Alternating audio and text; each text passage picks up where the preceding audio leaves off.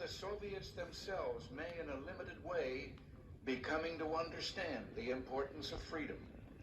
We hear much from Moscow about a new policy of reform and openness. Some political prisoners have been released. Certain foreign news broadcasts are no longer being jammed.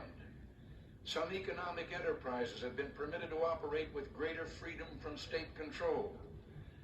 Are these the beginnings of profound changes in the Soviet state, or are they token gestures intended to raise false hopes in the West or to strengthen the Soviet system without changing it? We welcome change and openness, for we believe that freedom and security go together, that the advance of human liberty can only strengthen the cause of world peace. There is one sign the Soviets can make that would be unmistakable, that would advance dramatically the cause of freedom and peace.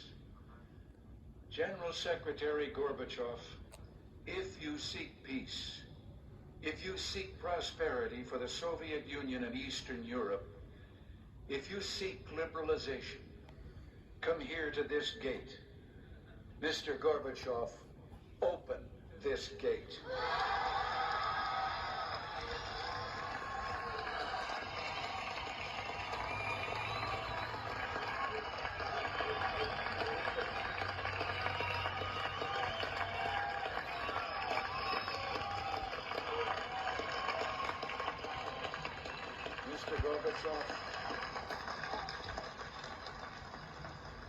Mr. Gorbachev, tear down this wall.